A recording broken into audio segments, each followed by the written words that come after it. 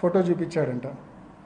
The said photo was purported letter written by my father and mentioning there in the name of Prasad driver as suspect killer. The said photograph was forwarded through Krishna Reddy to my husband. After this, I got afraid and suspicious as well that it may have been a fabricated letter in order to put the blame on Prasad and that he may be killed if the letter comes out. అని ఆ letter గురించి, లెటర్ను చూసినా అని చెప్తుంది, letter ఉందని తెలుసు అని చెప్తుంది, లెటర్ బయటకు వస్తే ఏమేమో అవుతాయని చెప్పి కూడా ఇంత డీటెయిల్డ్ ఎక్స్ప్లెనేషన్ ఇస్తారు. ఇంకా కింద చాలా ఉంది చదువుకుంటా పోతే. ఆ తరువాత వెంటనే బహుశా ఎవరో చెప్పినట్టు ఉన్నారు, సిబిఐలోనే ఎవరైనా లాయర్లు చెప్పినారేమో, ఈ రకంగా స్టేట్మెంట్ ఇస్తే నీకు నష్టం అమ్మా అని చెప్పారేమో.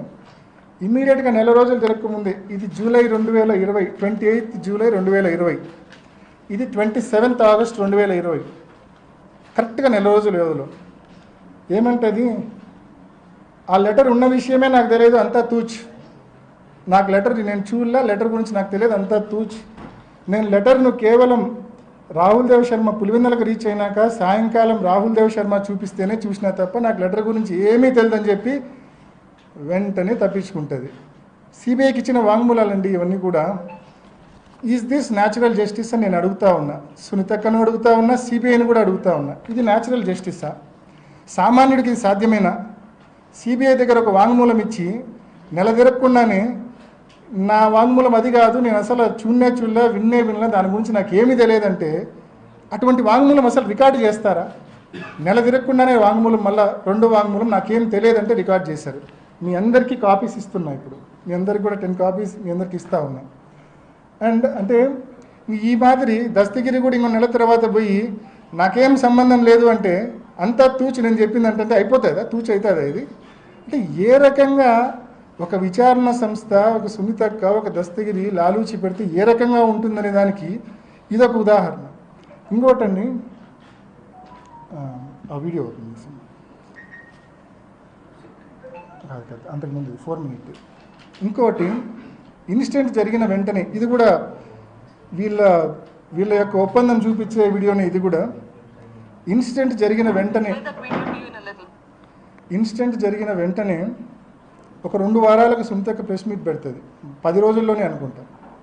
ఆ ప్రెస్ మీట్లో చాలా స్పష్టంగా చెప్తుంది, what was my father doing, మీరే వినండి.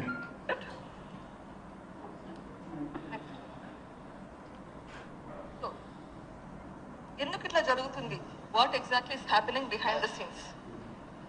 నాన్నగారు ఏం చేస్తున్నారు ఈ మధ్య కాలంలో? Is working very very hard. Last couple of months or years, he's been working extremely hard. ఏం పని చేస్తున్నారు? He's working. అవినాష్ని ఎంపీ చేయడానికి ఏమేం చేయాలనో ఆలోచిస్తున్నారు. He's working on that.